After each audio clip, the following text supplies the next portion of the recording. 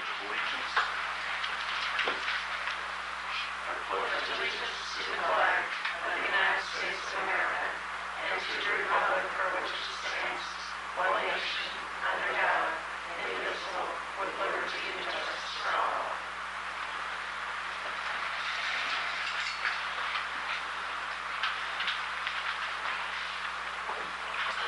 Roll call, please, Carl. Robert Mueller. Here.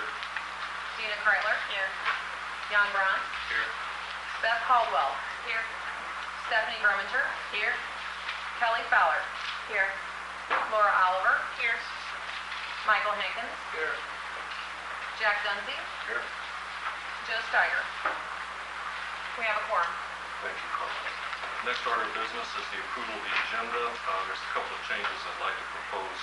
Typically, we hear the citizens to be heard, and I'm glad we have some citizens here before the Director of Tourism report. I think it's okay with the board. We'll put that after, as we did the last public meeting. And I'd like to add one other order of item of old business, and that's a report on the Community Heritage Tourism Conference that was held last weekend. Under old business. Is there any other changes to the agenda?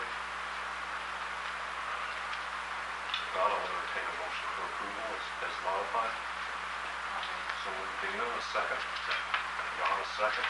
Any discussion? All in favor? Aye. Any opposed? Motion carries unanimously. The next item on the agenda is approval of the minutes from the previous meeting. I think they're all included in your package, and Carlos sent them out previous to the meeting. Are there any corrections or additions that need to be discussed?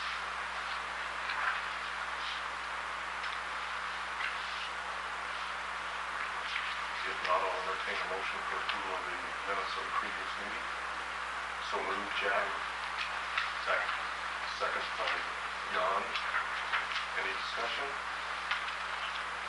All in favor, say aye. Aye. All opposed? Motion carries. Then I'd like to introduce Stephanie Bell to give her Director of Tourism report. Hello. Welcome, everybody. Good to see you. Put together a little bit of information. Would it be possible for you to stay into it? Put together some information to kind of give you an idea of where tourism has gone in the past couple of months. Little overview over the year. We finally are getting information to the point where we can show trends. So I have some graphs that have been put together to kind of show and tie it all together. And hopefully it'll give a good picture. If anyone has any questions, feel free to ask. Starting out with some of the current city advertising that we have going on. With the city funds, I'm trying to focus in on more regional newspapers and publications. Missouri Life, this was an ad that was placed in Missouri Life, and it's talking about December, January, and February, because that's going to be the publication. It's a quarterly magazine. And to kind of let you know, when it comes to the magazines and how far in advance, I sent this ad out very early October, and they extended the deadline for me. Generally, this should have been done in early September. So when we're looking at advertising, I'm planning so far out ahead. I'm typically 3 to 4 months ahead of where we're at. The next ad was placed in Farmington Daily Journal, and it was to promote our October and November events. Obviously, one was the World Heritage Day and Day of the Spirit Reunion, and then the White Eagle Weekend. So I tried to put in just the basic feel of, a lot of my advertising encompasses the historic homes. That's what we are, we're French colonial. And try to keep that feel, that rural America. So we have the horses being used, specifically, I don't generally use the horses, but for the World Heritage Day, we went ahead and incorporated that. It came out really nice. We're very pleased with that. So it just gives some basic information about the town, falling to the unique and rare collection of 18th century colonial architecture and period gardens located in St. Genevieve's National Historic Landmark District. Enjoy charming shops, art galleries, fine food and wine, heritage festivals, and outstanding bed and breakfast. And that's a pretty consistent copy that I use. We change it up a little bit depending upon the time of year. or if there's a different focus, such as with the groups. And I will show you an example of the advertising we do for the group magazine. So it has something very similar. Stroll into the Unique American Collection, and then the list of all of the events that are coming up. The co-op is the funding that is provided by the states, the matching grant. And there are a few things that are required that we have to meet in order for us to receive reimbursement from the state. The biggest being we have to have the Missouri Co-op logo on all of them. There's a certain size that we have to meet. If we don't, we risk not being reimbursed. So everything that I send in has to be approved before it even goes to the magazine. So in addition to that time period leading up to publishing in the magazine, I also have to account for several weeks' time so that I can send the ad to the state for the state to review and approve or disapprove for any changes that need to be made. One thing new this year that they have added on that they have not done previously is allowing for the Facebook icon to be included. They are allowing one social media icon to be included. We have a Visit St. John web page, our Facebook page that was created this year in the hope of trying to focus more toward the out-of-town guests and our St. Genevieve Facebook page, more toward our locals. We have a lot of locals that are involved. And it's slowly growing. There are ways to boost likes on Facebook, but those are false likes, and that's not really a good way to measure. So I've been really trying to let the advertising, so the advertising started in July is when we really started having that Facebook icon present consistently. Is it linked to the Visit St. John page? Or Yes, it is. Yeah. So these are two examples on the left-hand side of what we placed in AAA magazine. Co-op, I focused in on AAA magazines, AAA Living, Midwest Traveler, Southern Traveler, and Journeys Kansas and Lexington, Kentucky. So they're all within the Midwest. That's our base. They have a really good demographic. It matches ours. And people... AAA has been very good to St. Genevieve. We've gotten quite a few editorial pieces just in the time that I've been here. Generally very favorable. And they seem to do well. And again, we stick with the theme and the feel of the French colonial. And here we have the gardens of the board. And then this one on the side, the 1/3 page, that was advertising that I placed in Group Tour magazine. And that just kind of shows a couple of different things. With the group tour, we go after bank travel. We go after going on faith, which is church group travel. And then just groups in general. But the two big ones are the banks and the churches. Churches have responded very well to St. Genevieve. They're very interested in the history, plus the religious history that we have. So I'm always sure to try to make sure I've got the Church of St. Genevieve, the spire, on there. And then having the people, it's always good to have people photos. People can associate with that. I think that's something they want to connect with. And then in that particular ad, I used the Bolduc property, with it being the National Historic Landmark, but I do shift, and I'll have the Felix Valley House, and I'll have the Gabor House. I try to rotate those as much as I possibly can. All of our advertising has 2 calls to action for the viewer. The 800 number, actually 3, including the Facebook. The 800 number and visit stjohn.com. Now looking at the number of calls, going to the Welcome Center, just discovered that I can get that information, so I've been compiling it. So I don't have the information on how we're doing year over year just yet. But I've gotten all of this stuff together. It's just been a matter of I need to sit down and work at it.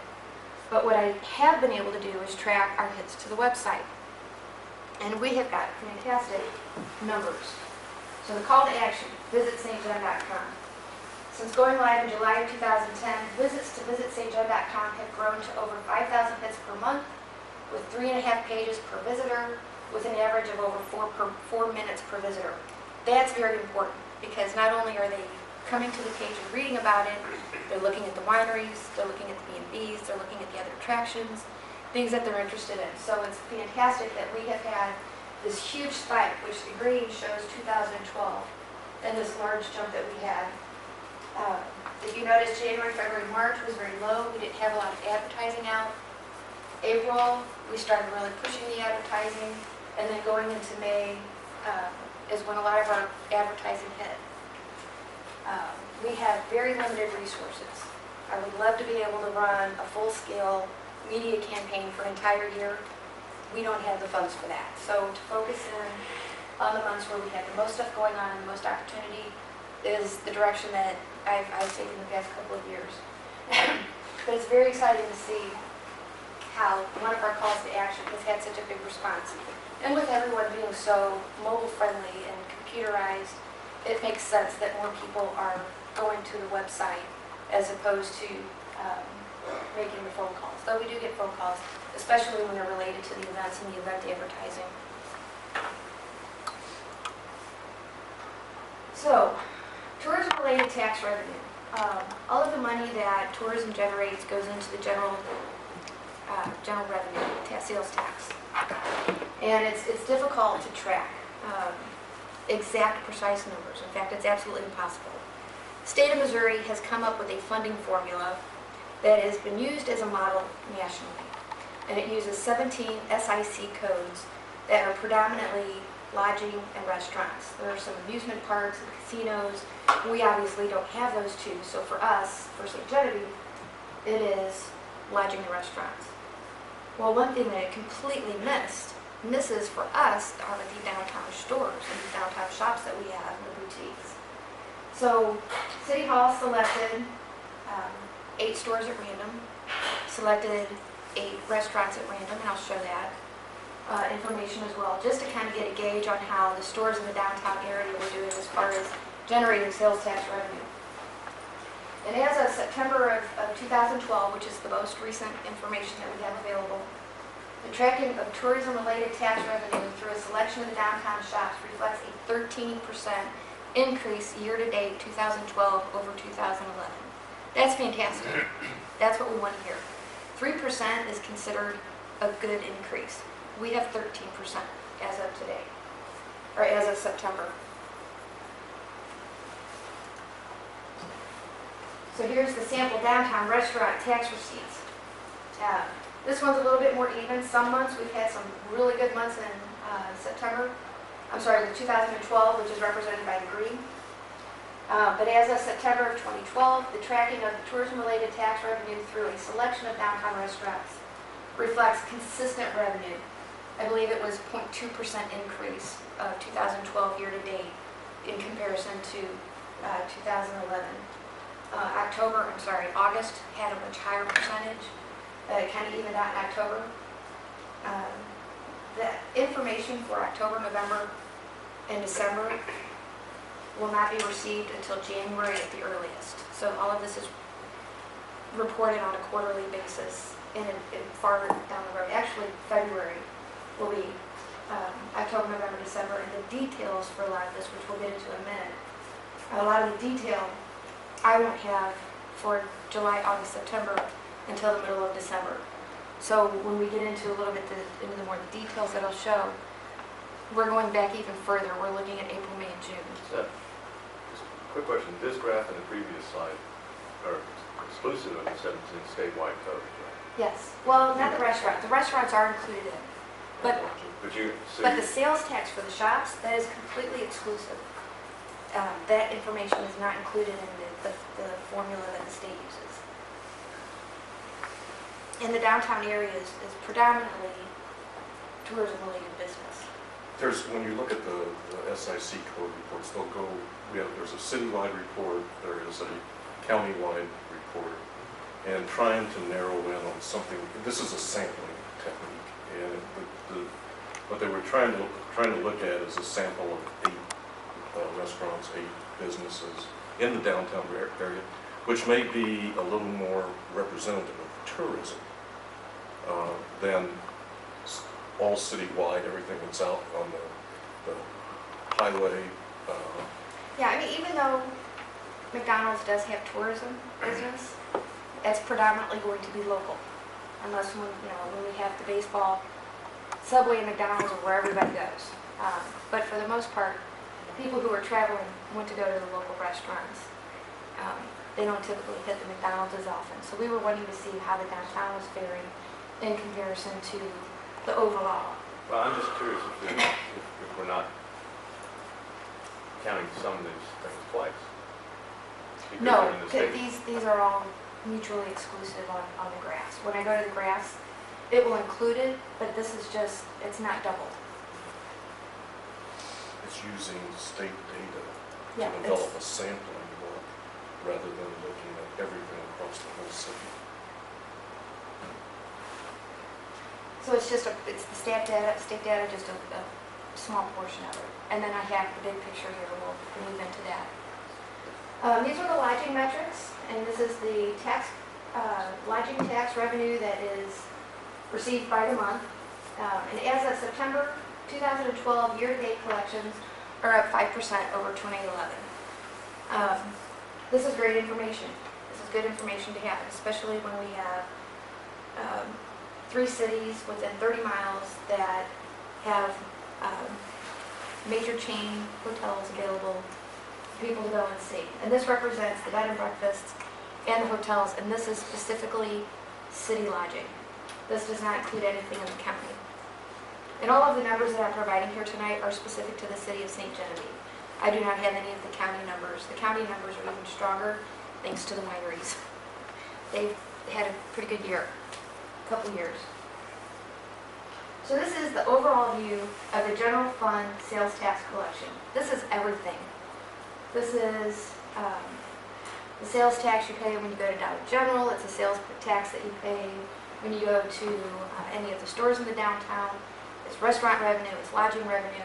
This represents everything. And I wanted to include this to kind of give an idea of where our taxes have been, our tax revenue has been since 2004. So on the left, the dark blues, 2004, 2005, 6, 7, 8, 9, 10, 11, and 12. Question, Yes, are these all through September? these are. Okay, so there's no, I don't have, yeah, these are there's the, no fourth quarter? right. When I get to the detail, I don't have the detail yet. This Yeah, is, well, you wouldn't for us for 12, right. but you would for the But I others do if you have, left those out? this is through the end. That's why I've got this as the overview. So 2012 is fantastic.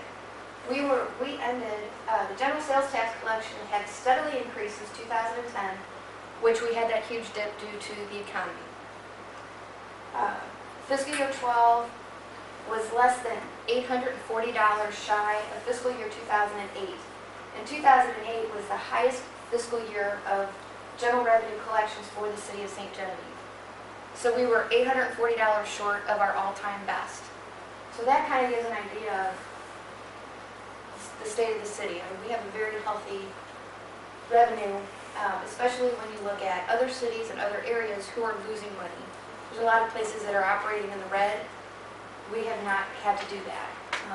We're going very strong. The fiscal year here would end June 30th, is that correct? No, the city's fiscal year is October 1st to September 30th. Okay. The state's is July 1st to June 30th, Which is the grant. which is the grant. Okay, so this is for the city's fiscal year. Correct. And that includes all of fiscal year 12?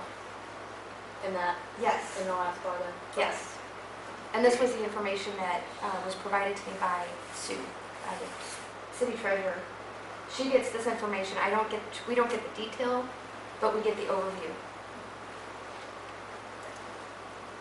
Now this is the tourism-related general fund revenue that I was talking about. Tourist activity that's tracked through the Missouri Department of Tourism formula, which takes into account 17 tourism-related tax codes.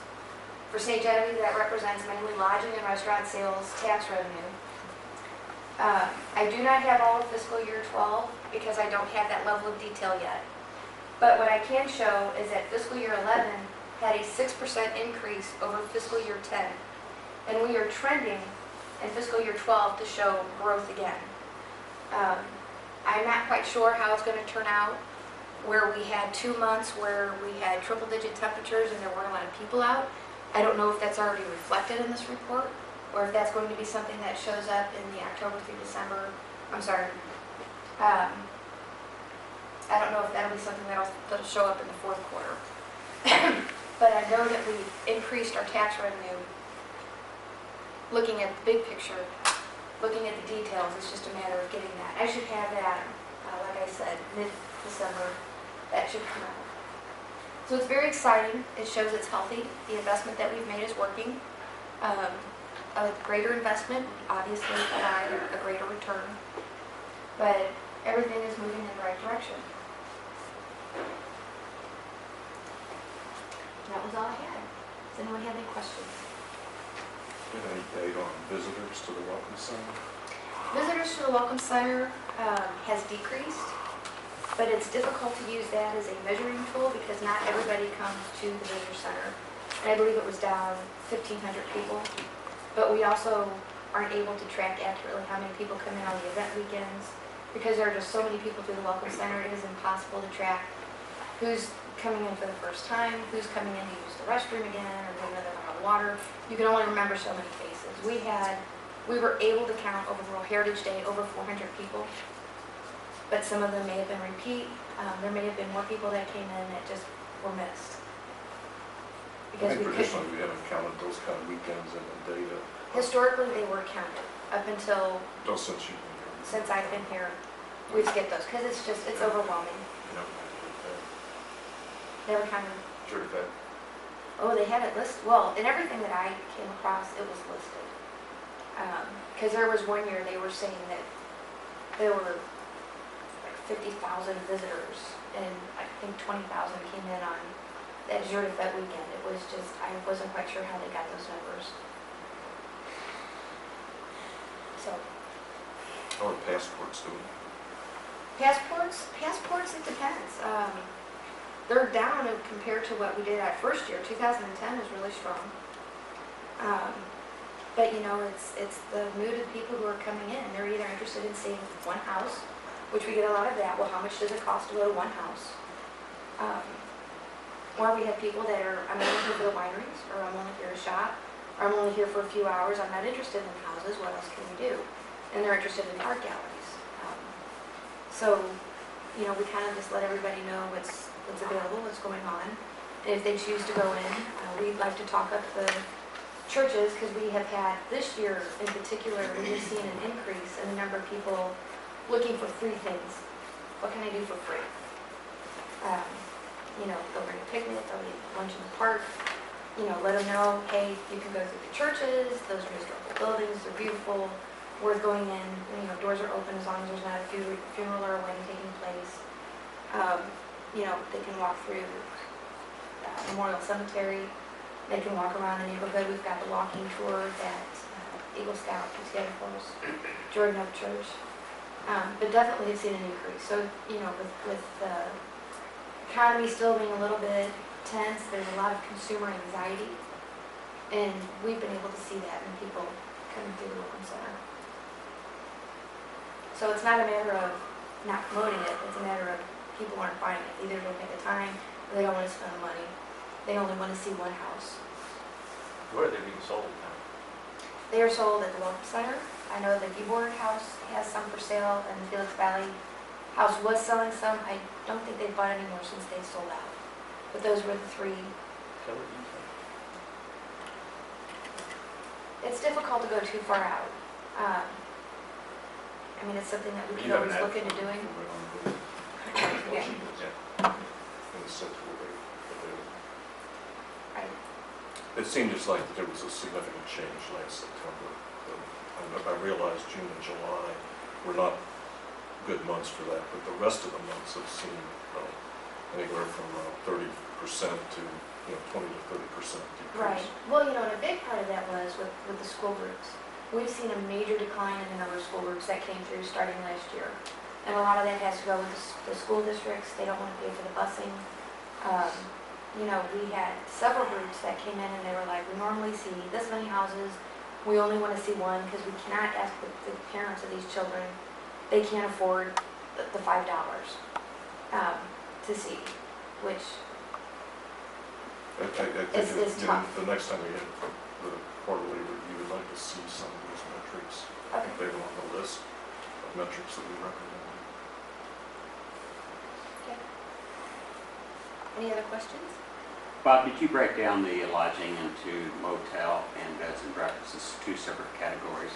Yeah, I think there, it is broken down. And what was the trends there, or do you recall? I don't have that data in front of me. I think it did show a positive.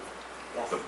And the reason we wouldn't show the hotel numbers is because there's only 3 entities there, or 4 entities. And the state doesn't even let us see that data, but I think there were 8 B&Bs that we looked at. Right. And it was up, but I didn't look at the last The one. B&Bs were up very strong. B&Bs, I believe, remembering, had a good representation. But again, that was a sample. When you look at the state numbers, they throw all Right. kinds of, hotels, motels, B&Bs in, and we were looking at people that stay in B&Bs are traditional tourists, as opposed to somebody that might stay in a microtel might be a business person. So that's why we tried to do a different sample and look at that. I think it'd be more indicative of how tourism is working as opposed to how lodging in general is working. And we do have that data. I'm hearing how this is up, but I thought when I was thinking about Hankin's number, as far as the income, the gross dollars amount for tax, room tax was down, isn't it? A little. Well, that's No, what we're using the same, the numbers come from the city, from Sue, when we look at these samples. So it's whatever's reported, it should be the same thing. It's never. I know. We actually take in more dollars in the city than is shown by the state. You can go back 10 years and you'll see that the state shows X number of dollars. And we never could figure it out because many years ago, Rob was doing mystery weekends. And included in his mystery weekend was a dinner. But that all went through his, okay? I'm sure Jan separates his probably, but I didn't separate mine when I had the gift shop. It all goes in as lodging. 'Cause with the state, I have one sales tax number for that entity. And the state should show higher than what's at the city's level, but it's never that way. It's always higher at the city's level. We never could figure it out. It's always been an oxymoron for us. This doesn't work. So we've never complained because we're getting the dollars in the city and they're not getting it in the state. And I don't know if that's because people are collecting it and giving it to us, but they're not giving it to the state, but I'm not going to question it. We're getting our share. Well, I'll talk to Pam and Sue. I think we can use the same data, but all the lodging entities have to put in a report every quarter with a monthly data on it. Right. We'll just use the same data so we're doing apples and apples and not using state data compared to local data on that. And we've always used, the Tourism Tax Commission has always used our own data. We've never used the state's data. I'll talk to Sue about it. Well, everything that I've used as far as the downtown and the Tourism Tax Commission funds, all of that came from Pam and Sue. That was the information that you received. I know that Sue takes hers off of the state reports. Pam takes hers on the lodging tax. Pam's is what's reported, Sue is what's actually deposited. So just because it's reported doesn't mean they actually collect the money, is how it was explained to me in that month of time. Well, part of it, some people can pay quarterly or you can pay monthly. And there's that gets Yeah, added into and that's the what, mix. I think Pam tries to go back and look at it on she takes that, the quarterly report, and moves it back to a monthly report and puts that together. But I mean, it's got to talk to Sue and see if she's using that same data to do the lodging. I know she's using state data for restaurants and Right. businesses, but I just have to ask her on the lodging. Because that would make it apples and apples. Okay, thank you.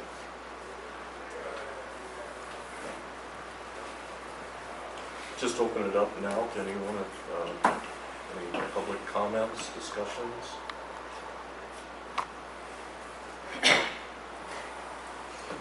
Sure. I'm, oh, I thought maybe you was first. I'm just wondering if maybe, if people are not coming into the information center as much as they used to, I wonder if that is possibly a source of our negligence in treating people when they come into the town. Because this is one thing that we should be very aware of and encourage as much as we possibly can by having very knowledgeable people. Are the employees at the that are greeting the people, are they aware of what the shops have and what the historic significance of the town is, and what the B&Bs are like? Are they really astute? Are they sharp? Are they quick to pick up on people that are interested in knowing as much as they know about the town? Everyone that walks into the Welcome Center is provided information. We go through that brochure, that visitor guide, step by step. We show them where the stores are, we show them where the art galleries, the restaurants, the B&Bs, the historic homes. They're told, but if they never walk in our door, we can't touch them. But I just, Not everybody, when they travel, goes to a Welcome Center. Up until I took this position, when I traveled, I never walked into a Welcome Center. I never had an idea. I already had my vacation planned and knew what I wanted, and I know what I want to do. Where now I go out of my way to stop at the Welcome Center because I want to kind of do a little bit of comparison. What do they have out? What are they doing? What looks good? What doesn't seem to function well? So I'll go in for a comparative analysis, and I think that's pretty consistent across the board with most people when they travel. Not everybody goes into the Welcome Centers. Some do. It's definitely an older demographic. I guess what I'm getting at, Stephanie, are you pleased with your employees, how they are greeting people and how knowledgeable they are? I guess that's the bottom line. That's a very difficult question to answer because it involves employees. So I am satisfied in that they provide information to the people who walk in and ask questions, whether it's myself or any one of my part-time staff. Sure, I just thought I'd throw it out. One thing when we get visitors in the cafe that where are you from? What are you planning on doing? What are you looking for? One of the first things I always ask them is, have you been to the Welcome Center yet? And a lot of them say, no, we haven't. Where is it? And I show them and they're going to go. But I always have those people that say, no, we looked online at everything we wanted to do. We don't need to go to the Welcome Center. And they have their list of shops they want to go to, and they don't feel they have to go in there. Okay. What I usually do is give them our brochure and say, there may be more than what you found online. A lot of our shops aren't online, don't have an online presence, but all the information will be down at the Welcome Center. Now, beyond saying, go, go, go, go, go, Yes. I don't think anybody can do anything else, and some people just aren't going to go. Yeah. So that's why when she says the Welcome Center is maybe not, the numbers they have that they make tally when people walk in the door maybe isn't anymore as fair a representation as it maybe once was with people, like she said, now I'll go in a Welcome Center somewhere because of this, it's got me so interested in it, but before I would just look up on my own things to do and I wouldn't go in one. Yeah. So I think there are people like that, but hopefully any restaurant owners, shop owners, we can convince them to go have a look because they probably will discover something that they wouldn't have otherwise. So I always encourage them to go to the Welcome Center. And I think other shop owners do as well. Well, I've passed out brochures and I get the type of response of, oh, I'm so glad you gave me this. And that's why I'm wondering, are we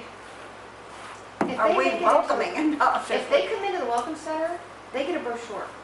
If they don't come into the Welcome Center, Of course not. they don't get a brochure, which is why businesses throughout the downtown, the But it's restaurants. more than just handing them a brochure.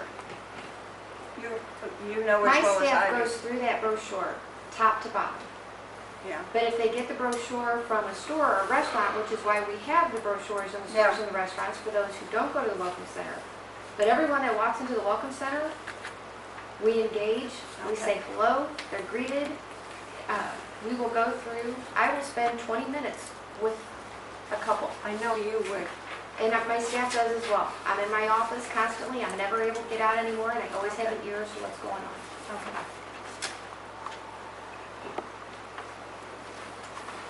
Any other input? Thank you all. Just go on to old business.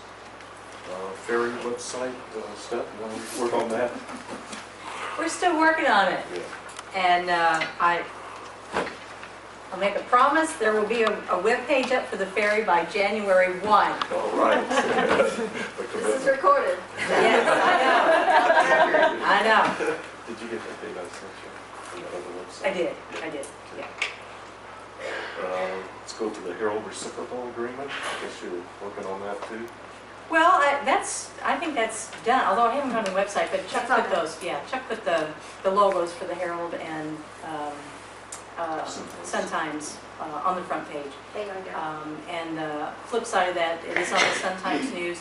The Herald has a text link on their links page. They don't have any logos at all on their links page, but I think we've already made the point that we get a lot of hits off of the Herald website, so I don't know that putting the actual logo is going to do that much more or not, but so We're going to say we're done here? I think we're done. Okay. I think we're done. Take that off the list. Give you a little update on signage. We had another meeting with the MoDOT engineer to finalize the design. We had to give him some more data. He gave us some very good suggestions. We had to change our straight ahead arrows from the right side to the left side. There was an agreement that the city has to sign with the state, and that was approved at the last council meeting. So I think we're now to the point that we're going to have to go back out and rebid those 16 signs. They have 4 things on them. One's called the Welcome Center, Historic District, Schools, and Ferry. And there's 8 of them going to be along Highway 61 and 32, and another 6 in town to direct people.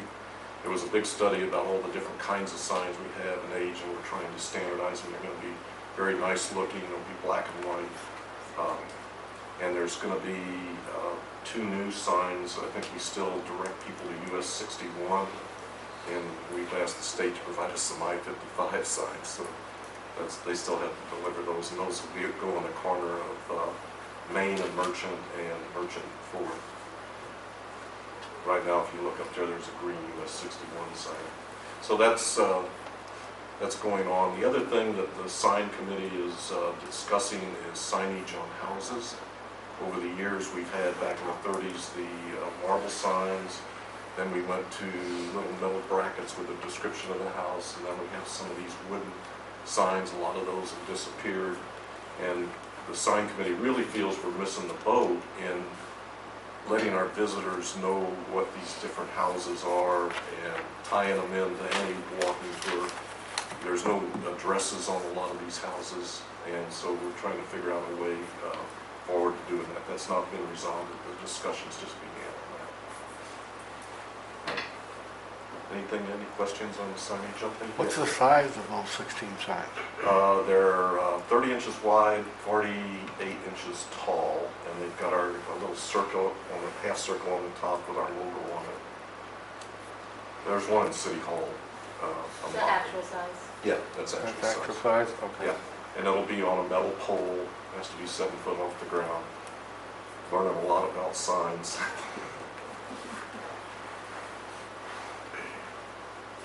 Any other questions? New event listing recommendations. Steph, anything new on that? Putting the I had sent an email out. I have it now, the form is now in a PDF folder. I haven't heard back from anyone, so I didn't know if it was okay to go ahead and put that on the website. Who'd you send that to? I'm sorry. Who'd you send that to? to Stephanie, Electronic. Dina, and Beth, and I think I copied you on there as well. Oh gosh, it was right after the last meeting. I'll Would you just resend resend it, please? Yeah, I'll resend. If it was the same one we came up with, it's probably the same. Just please resend that. Yes. Right. Next item was the press release training held on November 5th. I think we had 12 people. Oh, it was more than that. Was it? I tried a minute and go through. I never saw the sign up list. 17. Yeah, that sounds more like it.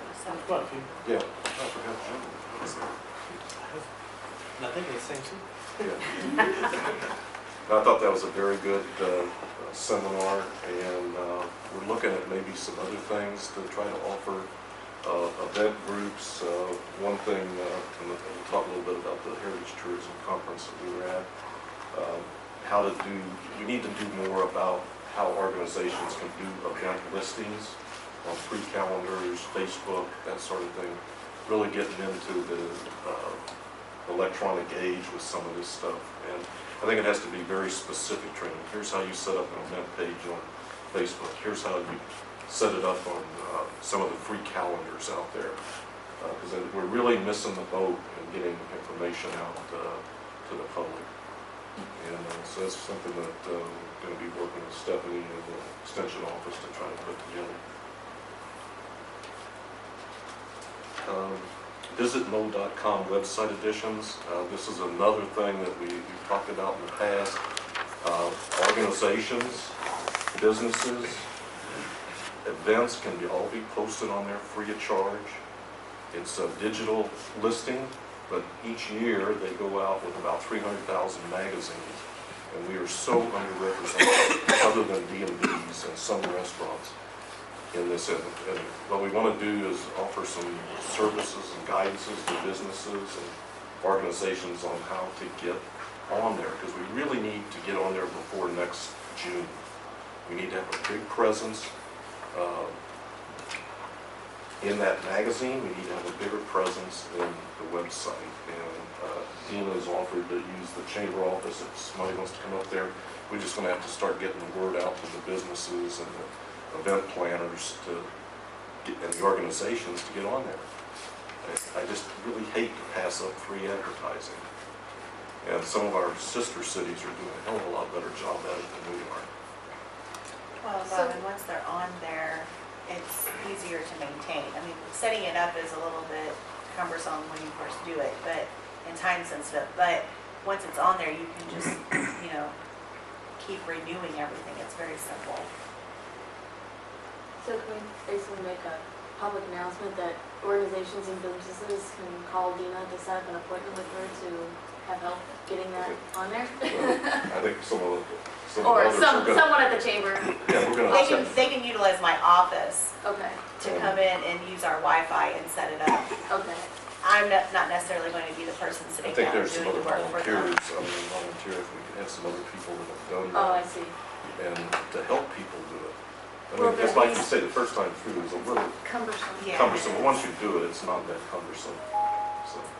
So is it gonna be where someone calls the chamber office, says, I would like help, and then they call somebody who volunteered to set No, up I a think you time? can coordinate it. I just coordinate it through us. I mean, I can call Stephanie and say, hey, so-and-so wants to come. Can we maybe arrange for this to happen? I'm sure that would be fine. But people should call you? Well, I mean- look, I think we should put out an announcement in the paper and stuff, start getting. I'm just this- trying to make it clear for anybody who's watching this or gonna read about it in the Sure, I paper. think so, because we need to make sure that, one, the chamber office is available, and that we don't have any other meetings going on at that time. And two, to make sure that myself or Stephanie's available to help them walk through that process. I wouldn't recommend that they just come in Right, and drop in and say, oh, I want to do this today, can you spare an hour? you're a kind little of busy thing. for that. Right. We kind of So- put up a targeted list of people that we'd like to get on there that are more tourism related. Because there's some things that if you put it on there, it won't go in the magazine. They have certain Right. rules, and we can explain those rules. But I kind of agree, I think we need to maybe send out a letter to each of these businesses.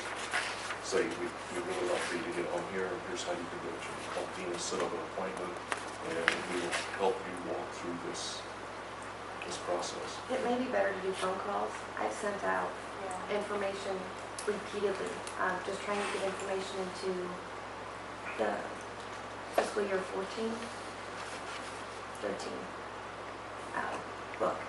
And a lot of people, I guess, junk email, I don't know. And they probably don't understand what it is that you're maybe wanting them to do. Yeah. Too. Do you have Wi-Fi at the Welcome Center? We do, but our security code is like 32 alphanumeric. It's Okay. monstrous. If I may, I don't want to get ahead of ourselves, but we talked about how it's time intensive the first time you do it, and it's really just a matter of filling in blanks with your information. I think that the more important thing is a lot of businesses, I certainly know from ours, get solicitations because everybody wants to link to their site. So they get dozens a day saying, please sign up on our site. And I think visitmo.com may be, for some merchants, getting lost in that. And they don't realize what an 800-pound gorilla that particular website is. Now, Kelly, what I meant about, I think, ahead of ourselves, print committee, we're canvassing face-to-face with every merchant and bed and breakfast. So you want us to use that opportunity to amplify. Let me have the list. Yeah, and we'll put a little, maybe a little flyer. Exactly. And even sample pages, just to show them. This is the information. It's not intimidating. Yeah. That's a great idea. Have you started that canvassing? We have. And have you gone to? Well, we just started, we printed out some forms. We just got to do it on forms. Oh, okay. I mean, it's not that bad. Okay. I can email Yeah. that target list. Yeah, that'd be great. Put together, put a flyer in those. You made a quick mention of, with that target list, giving them information on the information they would need Yeah. to bring with them when they make an appointment. That's what I said, sample Yeah, pages. because if they don't have all the information, it's gonna take a whole lot longer to set up. That's one of the things I'm trying to put together, calendars, free calendars. Everyone's a little different. Some of them only put 40 words in for a description, some of them are 2,500. And just, you have to think a little bit about the different calendars, but a lot of them have the same basic information. Okay. Follow up on the Community Heritage Tourism Conference. This was offered by the Missouri Extension Council. It was held over at Fredericktown. Stephanie was there, Tish Johnson, myself, and Sandra Cabot. It was a very good session. I was pretty impressed. There were people from all over southeast Missouri, Herman, Potosi, Mayor Potosi was there, people from Ironton, down in the Boot Heel. So it was a good section.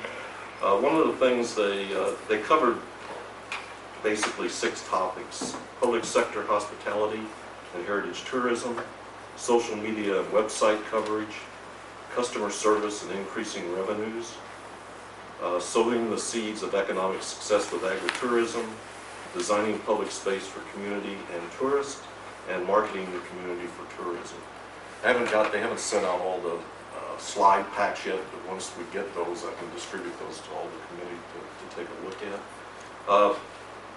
They opened up the very first thing talking about hospitality, and they put out there was a little letter that they wanted to share, and it kind of got back to what Shirley was talking about.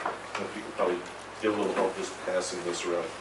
It's about people coming into a town, and if you can pass it around to everybody, even the people in the back row.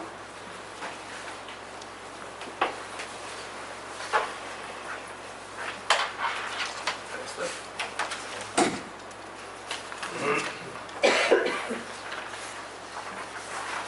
And it's really entitled "Where Did They Go?" And it's really how a community welcomes people into their town and how businesses do. That's how we get people to come back. So I mean, I think everybody in business ought to read this, and I think we've all had experiences in businesses where you go in and somebody's kind of cranky and it kind of shuts you off, and you either A, don't buy anything, or you never go back. So this is just a little thing that they started off with, and the whole conference went on about how ways and methods and how you deal with the public, how you can deal with the public on the internet, and why having good hospitality is good business. So I thought it was a good seminar.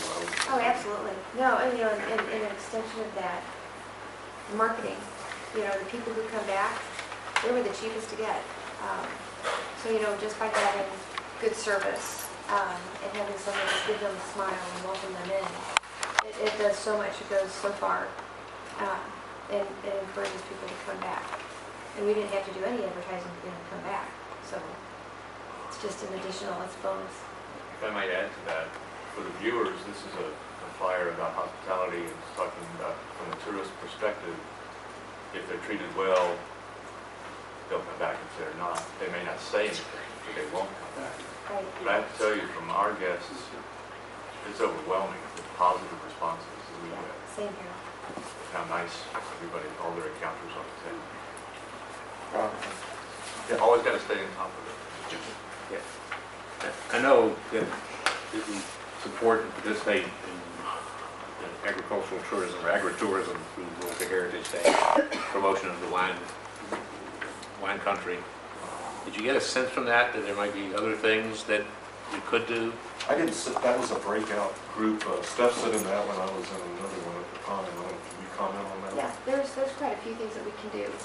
We already have a group that's active in Southeast Missouri through the Mississippi River Hills Association, that they have some things going through that we can partner with, especially when it comes to the groups coming in. One thing I would really like to be able to do as a member of that board is to get the other 5 counties involved in where they're also helping to promote their areas, where we in St. Genevieve can promote our agritourism, which wineries fall within the agritourism, and the farming and the restaurants. There's things that we can do, but we need to be open and willing. But there's a huge market for it. Are they going to send slides from that presentation? From what I understand, they are. And Tish Johnson is a fantastic resource for that here at the Extension Office.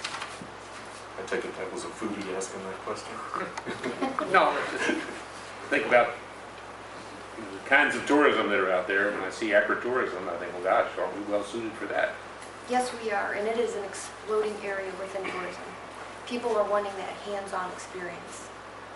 That was one of the things that you can see in the nature of the tourist and the nature of the traveler, and how it's that dynamic shift. They're moving away from the all-inclusive blowing a bunch of money to they want to feel like they got their money's worth, and they want to go and experience and have that hands-on and have that feeling. And that's one of the things that agritourism can do, is provide that. It's just like on the visitmo.com, they allow farmers markets. We're not listed as a farmers market. So that's one of the target things that we have to get on there because of this agritourism approach. Well, yes. May I just, you know, while we're all talking about greeting the tourists and all, we tell people in that movie that there are only 4 historic houses in St. Genevieve, which is so, we are loaded with history of St. Genevieve. We have 30 or more vertical log houses in St. Genevieve. And why don't we tell people that? Well, that's one of the things that I mentioned, that we were looking at signage on buildings. We are missing most of the stories, or a lot of the stories, as visitors going up the street. They don't know about Audubon and Rozier being right there on. And I see people stopping at your house and reading that sign on the front of your home. And I see everyone stop at the Valley House that used to have the sign. I don't know if Tim's taken it down, but they are interested in reading this. And we need to tell a bigger story, and that's, we're trying to figure out how to best approach that.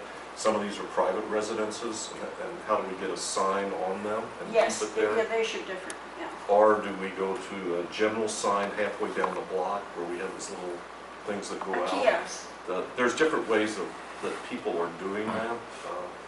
And when we looked at new signage for the city, getting people in, Frank Rolfe went around, I guess he went to about 7 or 8 different towns and colleges and stuff, and looked at what kind of signs they had. Yeah. And showed us examples, and that's how we got to what we wanted. But we do have a better story to tell than Yes. just the tour houses that people have. Absolutely, and I think we've sold ourselves short for a number of years. I mean, we need to turn it around. Shut up. Nope, thanks. I wanted to mention one thing about this great little story here, but one thing it does not mention is that this person now also, along with not coming back to town, will get on every social media site that they are on and post about how much this town sucks and how rude Yes. people are and how they got Yes. treated. And if they have a bad experience, they will post in 50 places. And then, like TripAdvisor, Twitter, Great Facebook, page. oh man. And then it's out there, and how many other people does that stop from coming here? So it's Yeah. really a lot more than just them not coming back. It's them Right. telling all their That word of friends mouth. and them telling everyone that sees anything they post on the internet too. And one person who has a good experience and they come back, they won't post that. Rarely, yeah, Yeah. yeah, that's true. Joe? In marketing, you're supposed to know that if they like you, they'll tell 7 people. If they don't, they'll tell 14. Yeah. Just exactly I twice. just had a question on, on the SIC codes, and, the portrait that was up there was fine, but why don't we use all 17 codes? Because They're not applicable. a lot of them are. Because if our local residents aren't shopping in our own community, they're telling the tourists that they shouldn't come here either. Because if you don't count all those SIC codes that were included in that diagram, whether it's Kansas City, St. Louis, St. Joe, all the historic districts, they're talking about restaurants, lodging, everybody. And if our people aren't staying here, and they ain't shopping at home, the tourists are going to say, why should I shop there? I have hundreds of people every weekend come in our store and don't buy one thing. They make a loop through the store and they leave. And I'm saying if we should be counting all those codes, because that's why they were set up. And I know Kelly knows who developed that program for the Division of Tourism, and that was Herb. Herb passed that legislation that took in them 17 codes. And there was a reason for that. And that reason is, if our people ain't shopping here, why should I shop here? And I think you have to count every one of those codes because they're very important to the tourism industry. And I assure you, to Missouri, I'm on the commission, and I assure you they count every one of those codes whenever they count what people come into this state are and how big a region they cover for the surrounding states of the people that come into this thing. And I know this is my first meeting. The problem is we looked at. We don't receive tax revenue on all 17 SIC codes. I understand that, but Everything that we receive a tax revenue for on those 17 SIC codes, I do track that. And that information is kept. But if we aren't receiving any tax revenue in those, it doesn't work for us. And the Okay. shopping, the downtown merchants, they are not one of those 17 SIC codes. There's amusement parks, there's casinos, there are a number of variety of lodging Six and Flags eating and stuff, drinking, Six Flags, camping and RV parks, which that would fall under the lodging. But there's just a lot of things. And then anything within those 17 SIC codes, if there are less than 6 companies that pay taxes into that, you don't get those numbers. That is not published by the state. So we, within a community or within the state? within the The community. community, within the county, and within the state, if there are 6 or less businesses or firms that provide tax revenue into that SIC code, we don't see that detail. We don't get that number. Well, I'm just, like I said, it's my first meeting and I apologize, but having listened to this for the last several years, if we're missing the market, if our people in St. Genevieve weren't shopping in St. Genevieve, this thing, paper here is just exactly right. We're telling people we have a bad place to shop because we're not going to shop at home. And if we ain't shopping at home, we're sending the wrong message. You know, and I apologize if that, you know, offends anyone, but I've been in business for 1.5 years now, and it's done nothing but go down. And I don't know why. And, you know, I'll take some of the credit because I've been busy, but some of it is, you know, I don't understand how we can keep going in this direction. I think we have to do something to make, first, local people shop at home, and they're going to be the people that spread the good word that we need to shop at home. And, you know, it's embarrassing when I have people come from out of town that buy more than the people that live here and have the same quality of product. You know, so I guess I'm being the devil's advocate tonight, but I think from what I heard is somebody needs to address that issue. We're addressing every other issue, but we're not addressing the issue of how do we get the people here to shop at home and buy our products and tell people this is a good place to shop and we got good products and good prices. And that's just, I really feel sincere about that. I think shop local. I was going to say, I know the Downtown Renewal Group Downtown Renewal Project is doing everything that they can. And that falls more into their realm of encouraging the local. The idea behind tourism is to realize money that we would never have seen by bringing people in from the outside community in the same way with the state. And anything that they can get from outside to come in, that's considered, that's a bonus. I understand that. Doesn't the chamber promote the shop, we have a shop local campaign? Yes, we do. It's actually getting ready to kick off. It'll run for 3 weeks in December. Joe, I'll bring over, I don't know, the 17 specific SIC codes, because a lot of those do not apply Correct. to us, because we just don't have those kind of facilities. And I'll show you that list, but Steph's right, we look at anything in those 17 codes where we can collect revenue here. Not ignoring. Nothing is being skipped. Nothing. Yeah. But you are right. We've got to buy local. We've got to, you know, to be a vibrant community, we need to do both of those. So, thank you. I know a lot of the local shop owners get together once a month or so, and we try to figure out ways to get people to shop local. Like having things like Moonlight Madness and Ghouls Night Out are geared toward the local community. I've been in business almost 3 years. I still have people, and we advertise. We advertise in the Herald, we've been in different magazines, you know, online. I still have people come in after almost 3 years of business that live in town that have no idea we were even there. It's been almost 3 years. People just don't come downtown, and if you have any ideas of how to fix that, please tell us, because there's been a lot of us trying to figure that out. I've had this store for 1.5 years and people come in and say they didn't know I owned it. Martin, I guess if you just put all the streets coming in and none going out, you're done. One-way street. And I wasn't being critical, I'm just saying. I mean, we know it's a problem, and we're trying to figure out what to do. And it's just, it's tough, but there's a lot of us that are trying to make that happen. Joe, some of the SIC codes that don't apply are in the city trailer parks and campsites, producers, orchestras, entertainers, commercial sports, boat and canoe rentals. We do have a public golf course, it's not in the city. Amusement parks, botanical and zoological gardens. Those are in those 17 SIC codes. Things like eating and drinking places, hotel, motel, and tourist courts, rooming and boarding houses. We actually had one of those for a while. Those do apply to the city of St. Genevieve, and we do track those. Well, that's fine. I mean, I had the list.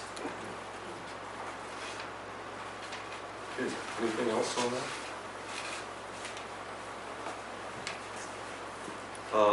Let's go on to new business, if there's no more old business.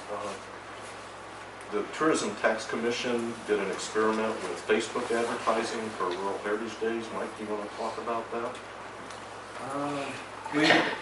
We allocated and voted to spend $1,000 to see how it would work, and we selected 2 areas, one of them being Belleville.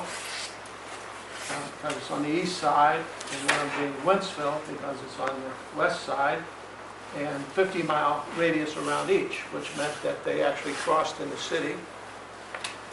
And in the Belleville area, we spent $476.06. Our biggest impression day was on the 23rd of October. This ran from October the 13th through October the 27th. And on October the 23rd, we had 102,356 impressions. Now, that's not... How many was that again, Mike? 102,356 impressions. Well, you might say who And might we have seen. demographically picked 40 to 65, I think it was. And we picked women because women make most of the decisions on tourism traveling. That wasn't something that we made up, that's something that's known within the industry. And then Facebook, when you sign up Facebook, you give them all this kind of information. We also picked that they, we're trying to find somebody that has discretionary income. So we picked the fact that they own their own home. They had better than a high school, some college. I forgot what were the other things. Well, it could have been a salary or annual income. Yeah, I think annual income of over, 75. or her income, yeah, her annual income over 75,000. After the third day of running it, we changed that to 37-year-old because it boosted, just the 3 years, boosted it tremendously, almost like double to the number of people that would be looking at it, number of women that would be looking at it.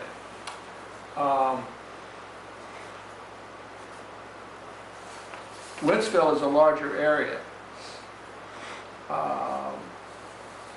Actually, I take that back. Belleville is a larger area. It has something like 956,000, but that's because it goes into the city of St. Louis as well. And one of the things that you can't determine is that it doesn't always show households because a lot of people will have their Facebook at their business. And so it doesn't, you can't determine that it's always somebody that's, because we did Wentzville, that they're always living in Wentzville, yes, but maybe their Facebook is registered somewhere else. Wentzville area had 897,595 registered. So you're talking, we were looking at a 2 million area. I think Bo told us that it cost us $1.50, $1.49 for this test market. Our average bounce rate, and bounce rate means that they come into you and while they're looking at you, they bounce out to someplace else. In other words, how long did they stay with us? And I think our bounce rate, I think he said was... It was 87%, Yeah, 87%. which is extraordinarily high. Very high. I checked to see in my own business how many people I could actually say could have possibly come from that during that small period of time. And October is very busy, but October for me, people are usually make their reservations, Jan may say the same thing, pretty much in advance. October is usually booked in August and September. And this didn't start until the 13th. And so you see that I would have been full for weekends. And so I couldn't tell you that, you know, everybody would have looked at it and said, oh, they're full, we can't go there. It was just a test market. It was $1,000 spent, and I personally felt it was well worth the spending. Um, uh, It's a way of getting out to people. I know that I advertise in Show Me magazine. I've been in it for 24 years. I can't tell you one person that has said to me, I saw you in Show Me magazine and I booked a room. And I've stayed with it for 24 years. I've been in Midwest Living, but I've been in Missouri Life, and I can't tell you, and I think they only print about 12 to 14,000, don't they? Oh, it's hard. I don't have the. Yeah, about 12 to 14,000. So it goes into, let's say, 12,000 homes. And that's Missouri Life. Very good magazine, very classy. It's great. Their readership is 93,000. I'm sorry? Their readership is 93,000. Yeah, but they count their readership is counted by How many people read magazines? how many people read that magazine. You know, how many places, in a house of 4 people, it's read by 4 people, so that's counted by 4. If the average number of people in a home is 5, mom and dad and 3 children, that's counted for 5. So you see that instead of 12,000, that takes it up to 60,000. You see how easy it is to take up. I personally feel that I've been in both. I was in Midwest Living for a couple of years. I was in Missouri Life for 1 year, 1 entire year, and I never had anybody say to me, gee, I saw your article there. But the thing about it is that we're reaching more people through the internet. And we tried to come up with a plan that we thought would maybe reach more people at a cheaper rate, because $400 for, let's say, the Belleville area, or for Show Me magazine, you're not going to get a big ad for $400 in one of those, unless you go in all 6 issues. If you go in all 6 issues, or now I think the Missouri Life is only 4 issues a year, you're talking $800, $900 an issue if you go in all the issues for a nice ad that pops out where nobody else is going to say, oh, it's just another little place. Because you can't say much in one that's this big. But I felt that it was worthwhile, and I felt that it was a good test. I'll ask Stephanie if she wants to make a comment on it, but I think if we go again on something like that, we need to change the demographics. We need to tweak it a lot differently than what we did. And we tried to do that. And we were 2 days into the campaign, and Bo and I had met and came up with a list of suggestions to focus, because it wasn't an awareness campaign for St. Genevieve. It was a campaign for a specific event, which has a slightly different demographic. One of the ads that we had proposed was a tractor ad focused toward men. I believe 55 and plus was the demographic we were going after, and the decision was made that we were not going to go that route. From what I understood from Bo, I believe Bo had spoken with you about that. You know, and that's always Well, something. let me comment on that. And the problem is that a motion was made at the meeting, seconded and voted on. And it's not up to any one person that's in that group of commissioners to make a change without talking to the other commissioners. And that email went out to all of the commissioners, and the And vote I heard was- nothing back from any of them. So I couldn't say, well, Bo, let's go with it. It's very difficult.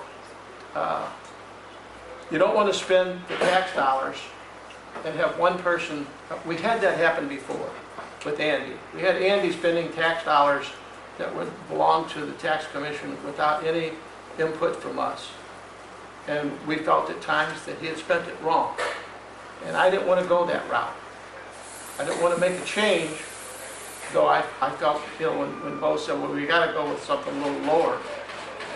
But I didn't want to make a change on something else. The other thing we did was we wanted to go with 25-mile radius, and they don't do it a 25-mile radius. They do like a 20 and then jumps to a 50 or something like that. So we said, well, fine. We wanted to get the most people, so we did change those 2 things. But I as chairman or as president, I cannot make a change like that without getting a vote from or at least some input from the other commissioners. I won't do that. And one thing that's going to be very dangerous, and this is the road that we're heading down, okay, we are still trying to figure out where you guys want fiscal year 13. I have to be thinking about fiscal year 14. Half the year is gone. So not having, if you want to micromanage, you're missing the boat on a lot of things. Where we've already missed a lot of advertising that we could have done January through December, October through December. January through March is quickly disappearing. So at some point you have to say, here's the funding, here's where you go. But if you want to micromanage every single ad, numbers are going to get worse because things are going to get missed. Advertising is not going to be placed. And if we don't have advertising, that's our awareness campaign. That's what brings people in. So you hire a professional. I have the background. I know what I'm doing. What I've done up to this point is starting to show in the tax numbers and the tax revenue. What balance do you want? Okay, let me address that. The presentation was given to us by Stephanie in either June or July. It was turned down by the tax commission. We didn't like her marketing plan. The next time we were presented one was last Friday. We've not been presented anything from... You haven't had any meetings. And I was never given any direction. You said you had rejected it, but you never... Carla, have we had meetings? Tax commission? No. There was one in, I'm sorry, I don't have those, I don't have that committee with me. There was one To go back that I and look missed. at I was out of everything. town. Well, we've had three. Let me just ask. We've had three, but I'm not going to say anything about that. She gave us a new one on Friday, and it was presented to the tax commission. We weren't given it in advance. No one knew about it. No one had a chance to read it. A motion was made. It died in I didn't know there was going to be a tax commission meeting until less than 24 hours before it was done. Nobody gave me a phone call. sorry that the Nobody, city's stuff was nobody down. gave me a phone call. Monday was a holiday. Tuesday morning, I met with Carla very early and told her we were going to have a meeting. It was our normal time to have one. We felt we needed to have one to talk about the Facebook. I didn't have anything else on the agenda. Please send out. I didn't know that the city's stuff was going to be down. How am I supposed to know that? And a phone call could have been made. I figured that they would do that. I don't do Regular those monthly things. meetings have not taken place. I'm sorry, I don't make phone calls, but I'm going to tell you that I'm not going to vote on something, and neither is Jack, and neither is Shirley, unless we have it in our hand in advance, and we did not, Because I was not aware. and no I am one... not Well, psychic. look, you gotta sit there and argue for let's try to move forward here. Just a question, do you plan to do any more experimentation with Facebook? Do you think it was worthwhile? No, it was not brought up at the meeting that we were going to do it. Let me just ask your personal opinion. Do you think it's wise to explore using Facebook advertising in the future? Yes. Stephanie, do you think it's worthwhile? If we have more resources, it's worth trying. But we are so limited on what we have for advertising dollars. I think we should go with what we've got proven results on and continue with that awareness campaign before we start testing. We don't have money to spend just to spend. The good thing about this thing is we have data, And that's absolutely which we nice. do not have on print media. We don't know if it's working or not. It's supposition. That was my point when I said I couldn't tell you after 24 years. I couldn't tell you after... Now, I could tell you when I was with Midwest Living, but I can't afford $3,000 an ad anymore with Midwest Living. But on the others, I've stayed with them and I've done it. But I can't tell you, I have no data. But this gives us data. This tells us how many times they've been there. It just depends on how good we are at building the demographics to who we go to. Why limit it to women? Why not open it up to, why limit it to certain other things? You don't have to have a college education to know that you want to come to St. Genevieve and see some historic homes or stay overnight or eat in a restaurant. So maybe we've done the wrong thing there. That was not brought up at the meeting. No one even wanted to talk about it that I could see. So I guess the tax commission If you would like to go against what the entire tourism industry goes after as far as a demographic, that is by all means your choice.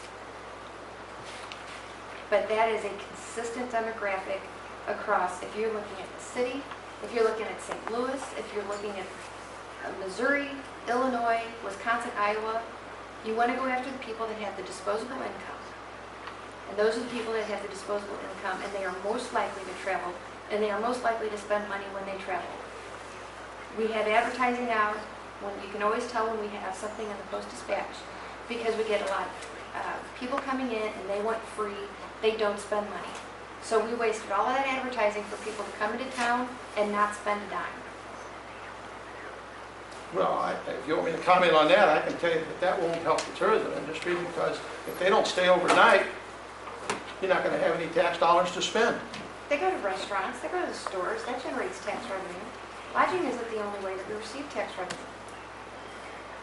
It's the only way we receive it, that we can spend it.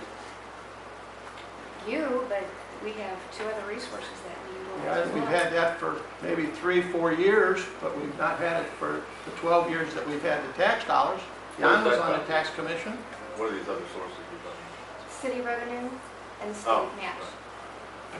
And then the county funds for the past 2 years that they've never provided before, but after I made a request, they did. Can we bring this Facebook thing to a conclusion here?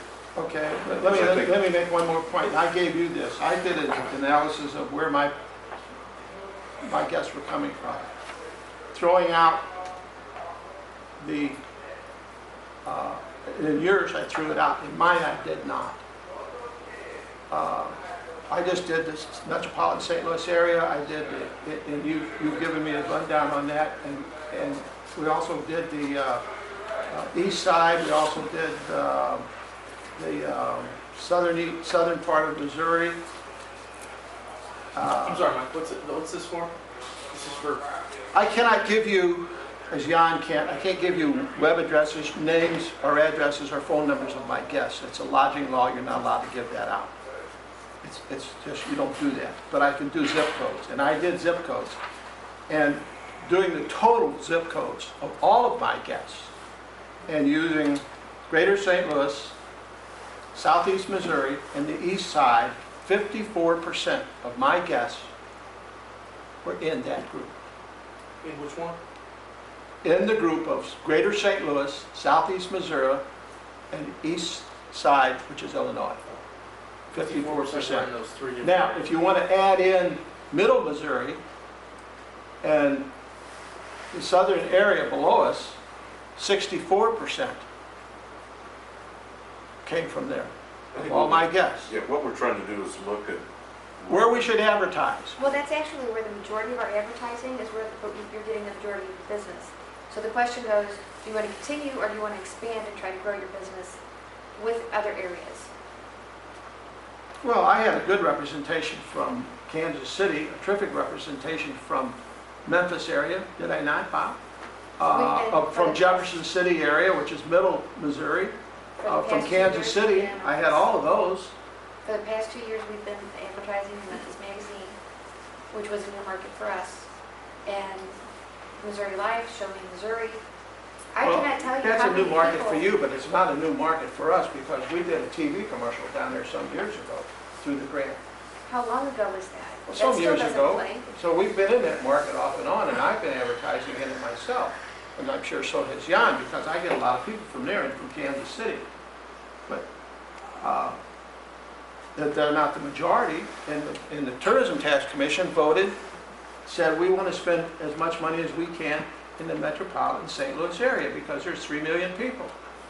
And we did. And that's what we said. We didn't want to spend it in greater places. I think that kind of moves us into the next subject of new business, and that's the marketing plan for, and that was the discussion the other day at the Tourism Tax Commission. How do we see all of this in one plan? And I guess I'm going to turn it back over to Stephanie to indicate what kind of marketing we're going to do, where we're going to do it, what's the timing of it.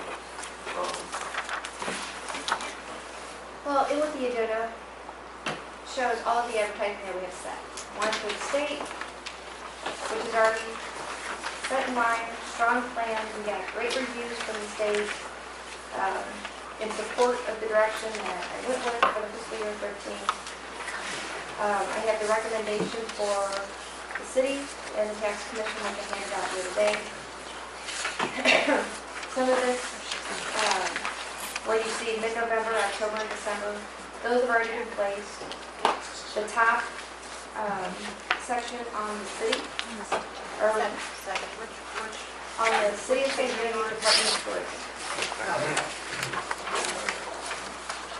The top, I would say, 7 lines are the new proposed that we look at going into. KTJ booth usually does most of the representation for us. But then we have to also take into account production costs. I did not put in the full 30,000. The reason why I did not do that is because there are advertising opportunities that come up where we can get a really good deal on some remnant space. I wanted to leave a little bit of play in there for that. On the recommendation to the tax commission, have several magazines there, some online, and some production. Didn't use the full amount because I know last year the tax commission chose to do some advertising separate and on their own. This caused an issue with the Board of Aldermen when we got to the end of the year and had to do a budget adjustment. So to avoid any issues, I did not use the full 16,000.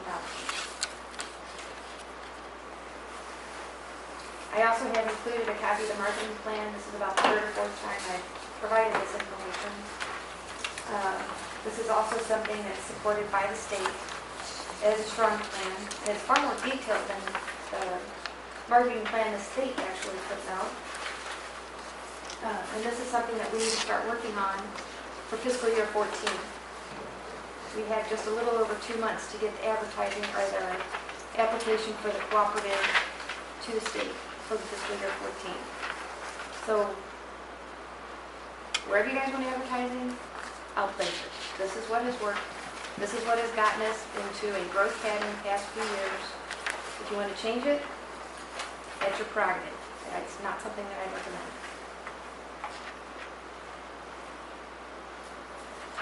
So Stephanie, on the City of St. Genevieve Department of Tourism, you said the first 7 are new? Those have not been done. Ever? Those are proposed. No, not ever. Oh, This okay. year. Oh, this year, They're okay. not contracted. Okay.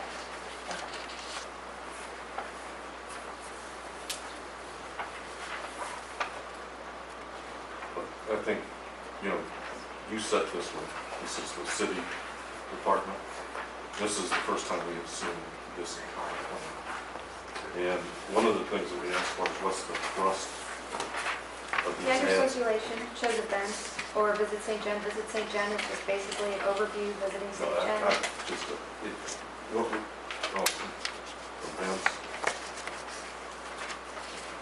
That's what section you're in, correct? No, that's the thrust of the ad. First, yeah. And when it says events, that's the Visit St. John and Charity events that we have coming up. The sample calendar advertising that I showed earlier. I guess the other thing that I would hope that we could get to the community is when these are the drop dead dates for, It's not contracted yet, so I don't have that information.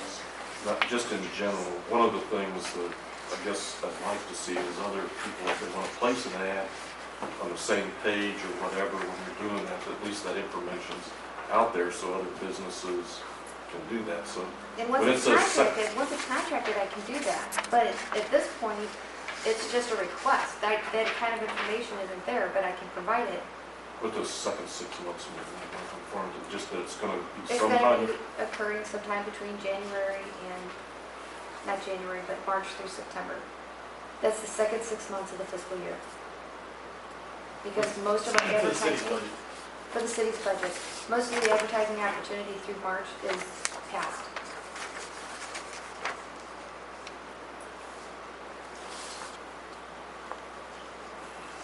Under the advertising broadcast media for KTJJ, is that online presence or is that actual radio time? That's radio time and live presence at the events. So we had, At the event? we had a reporter at World Heritage Day. We'll have a reporter at the Christmas Festival. So, yeah, they're doing a live broadcast. So they're doing live broadcast as well as advertising throughout 2 weeks prior. And is that also on their myinfo.com website stuff too? I'm told it is. And they do a live radio interview with the event chairperson. Okay. Is there any way that as you're getting closer to doing a specific thing, that we can set up a distribution list that say, hey, I'm starting to target the Farmington Press or Preservation Magazine or whatever, that Certainly. If anyone pays attention to it, I mean, that's the thing. I've had complaints that I send out too much information. And when I don't send out enough, what's the perfect balance?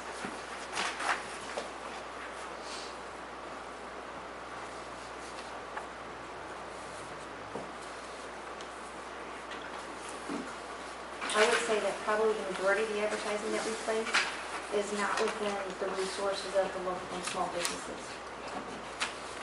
Simply because it's a $2,000 to $3,000 ad. If we put in a quarter-page ad, I might put in a 16-page ad next to it. Right, but AAA magazine, you're looking at a $1,000 ad. Like, Not everybody can necessarily afford to do that.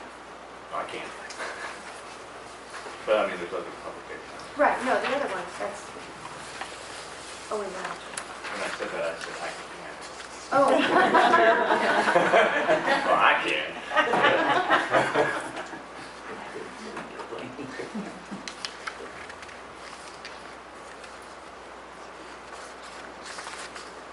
Well, she did do that with food sampling. Yes, I did. Because that's a little bit more on our level. And that was a special sponsorship page. That was nice. And I even went with the gentleman Joe Lindsay, who came in, and I gave him the names of everybody who he was to talk to. So I mean, I made the job easier for him as well. So he knew who to go in and who to talk to. Because he was on it was a very fast turnaround. Well, yeah, he was actually the lead singer of the Beatles Review. Yeah, that's what he said. And that's how he kind of came about when he was trying to get into our market anyway, so. I don't see Feast on here for next year though, or for the next. Feast? No, because they're expensive. So we're not gonna try to do the same thing we've been doing? No, that was given to us at a very discount rate because we were considered new business. Okay. But the normal rate for that is more than double what we were given.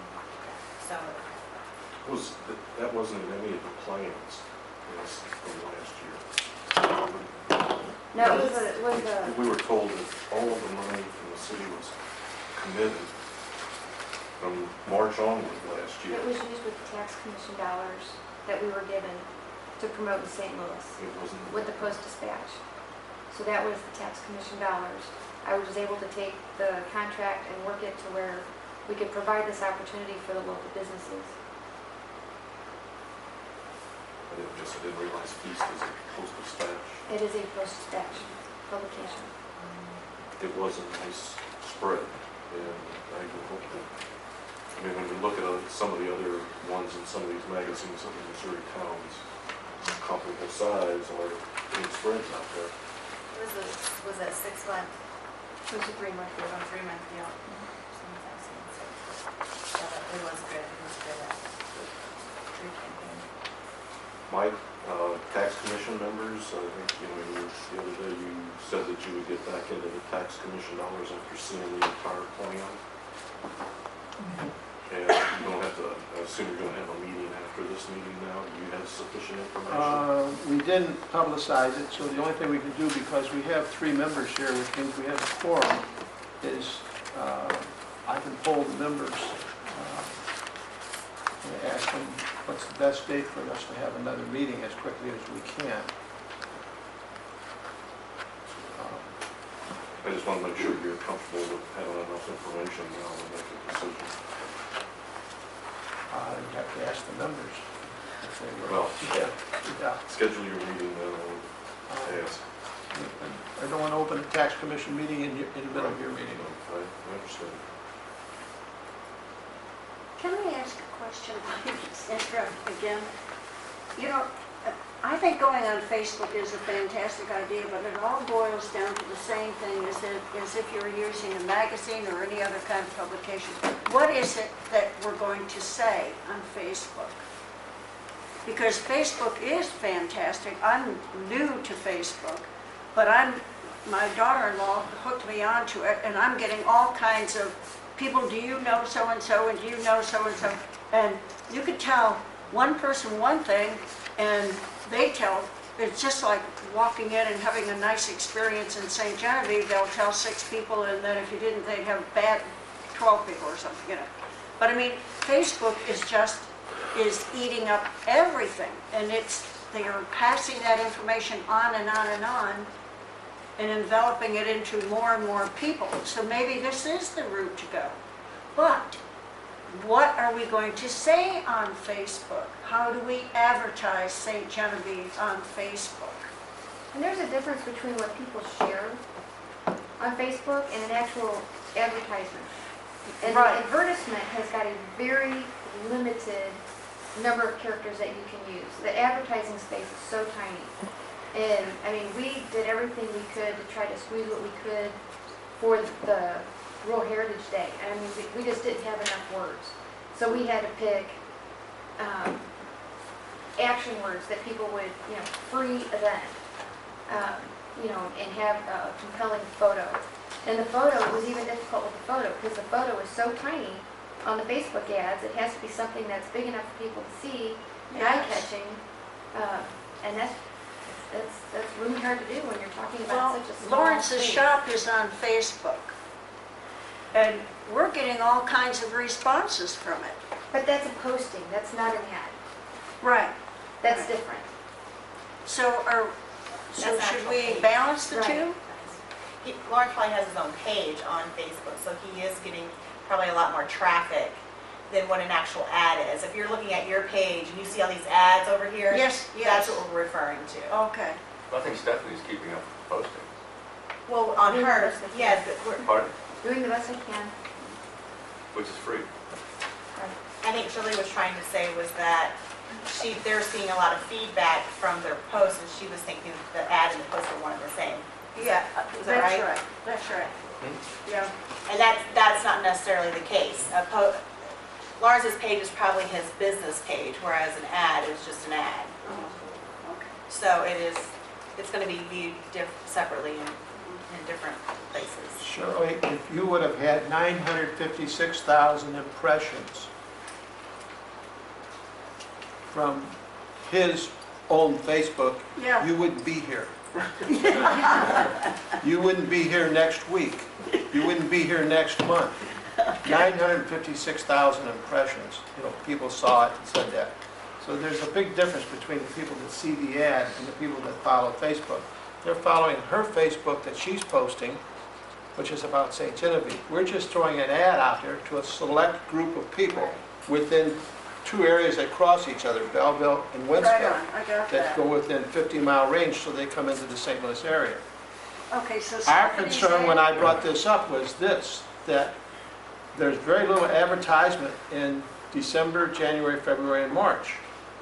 And that means that the restaurants and the shops are not getting a lot of people.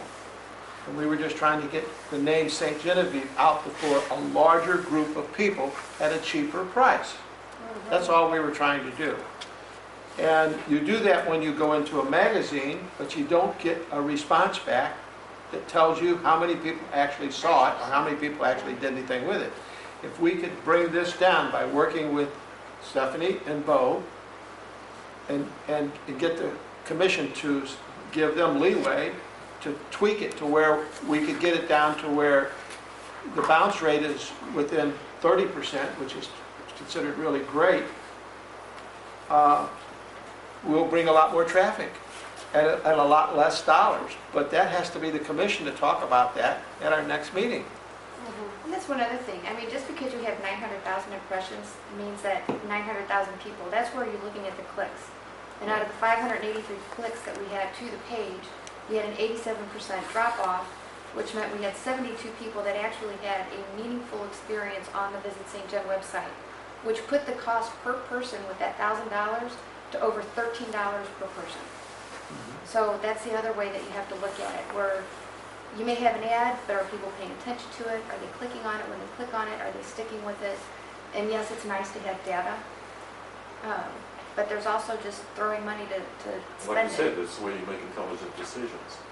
And when you don't have the data, you just make assumptions, best guesses. Well, we can just, Okay, anything else on this one? Otherwise, move on to committee reports, anything from the electronic committee?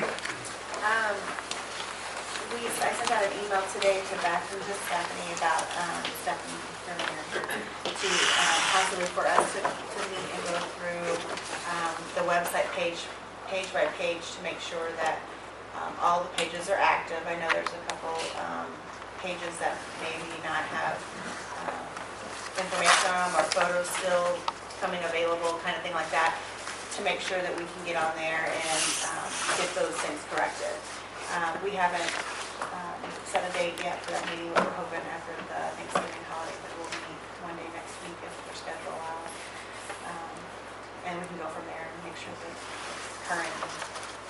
I would look at that from different browsers too. Yes. Chrome, IE, and Firefox seem to give a different experience, I've noticed. Yeah, they do. That's right, that's a good point.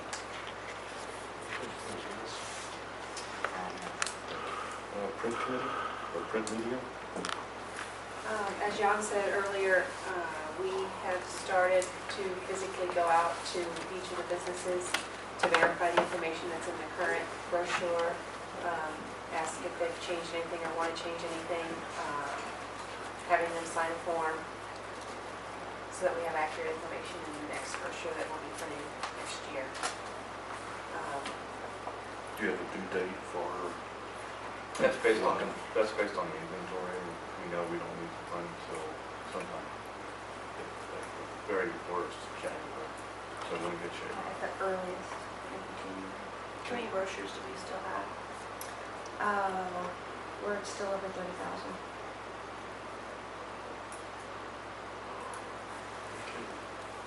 Tourism development, we haven't had a meeting in the last month. We need to get back on that list of things where we looked at, what are 5 or 6 things that could improve St. Genevieve as a destination. Kind of try to start brainstorming some actions that need to, or could occur to make those things happen. So I guess now the grape picking is down. We're Now finished. it's a good time. Yeah. Actually, it finished early this Yeah, year. we did finish it. So we'll get together on that this month. The earlier the better. So it doesn't pay Christmas either. You know, I just noticed it later and later in December people are doing. Are we going to do that as an entire council or just you and I? We probably ought to do it as a work session, because I think there's some really good input. And it works better if we come to some consensus on what we think those key actions are. So, your call. Yeah, no, I appreciate the input. Got some good ideas on it. Anything from the resource committee? Nothing there to report on that. Okay, there, any further business to bring before the council? If not, thank you very much for coming. I wish you all and your families a happy Thanksgiving. Enjoy, get out, shop, go buy a candle, it shows. Buy two. Buy two, right? Yeah, I closed it, can't. Yeah, turkey day. You're wearing Okay, we do need a motion to adjourn.